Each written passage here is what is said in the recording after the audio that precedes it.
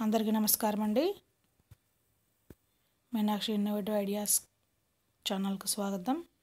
ఇది మాడ్యూల్ 15 పూర్వ ప్రాథమిక విద్యకు సంబంధించిన క్విజ్.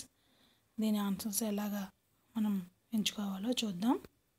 ఈ వీడియో కనుక నచ్చితే లైక్ చేయండి, షేర్ చేయండి, సబ్స్క్రైబ్ చేయండి.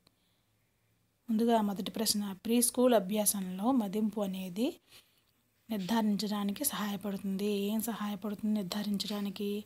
నెమ్మదైన అభివృద్ధిని ముందుగానే గుర్తించడం, ప్రత్యేక విద్యా అవసరాలు, శక్తి సామర్థ్యాలు పైవన్నీ.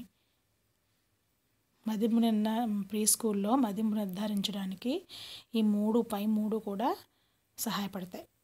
పైవన్నీ పెట్టాలి. ఈ క్రింది వానిలో ఏ విషయాంశాల ఆధారంగా అనుసంధానాలు స్థాపించవచ్చు? స్థానికము, నిర్వహణ, కార్యక్రమ, అన్నీ. స్థానిక అంశాలు, నిర్వహణ అంశాలు, కార్యక్రమ అంశాలు అన్నీ కూడా మనం స్థాపించవచ్చు. అన్నీ. భాష అనేది పదాలు, అక్షరాలు, ప్రాసలు మరియు శబ్దాలతో రూపొందించబడింది అని గుర్తించడాన్ని డాష్ అంటారు.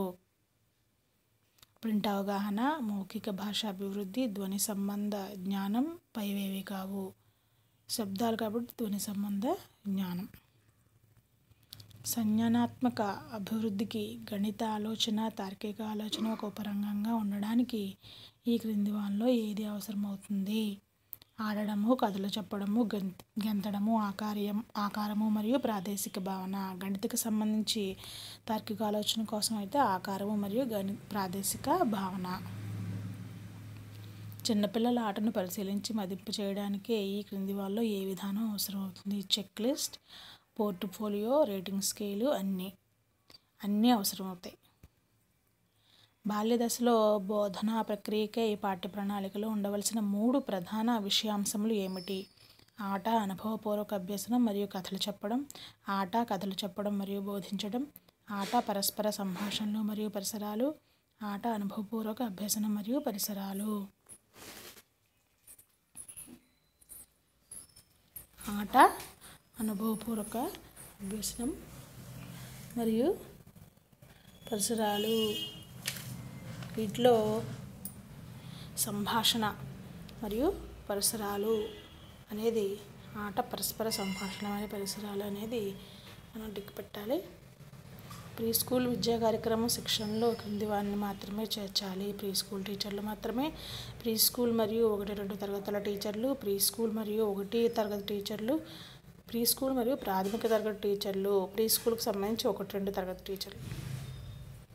ప్రీ స్కూల్లోని పిల్లల అభ్యసన కొరకు డాష్ విధానాన్ని ఉపయోగించడానికి ప్రోత్సహించాలి. సాధనా పత్రాలు, బొమ్మలు మాత్రమే, బల్ల, కుర్చీ ఉపయోగించడం. వయసు మరియు అభివృద్ధికి తగిన ఆట ఆధారిత సామాగ్రి మరియు కృత్యాలు. వయసు మరియు అభివృద్ధికి తగిన ఆట ఆధారిత సామాగ్రి, కృత్యాలు మనం ఉపయోగించాలి. తరగతిలోని ఏ ప్రాంతాల్లో పిల్లలు ఒక నిర్దిష్ట డొమైన్ అభివృద్ధి కొరకు అక్కడ ఉన్న సామాగ్రిని ఉపయోగించుకుంటారు? విద్యా కేంద్రం, అభ్యసన కేంద్రం, సంగీత కేంద్రం, సంరక్షణ కేంద్రం. ఖచ్చితంగా అభ్యసన కేంద్రం.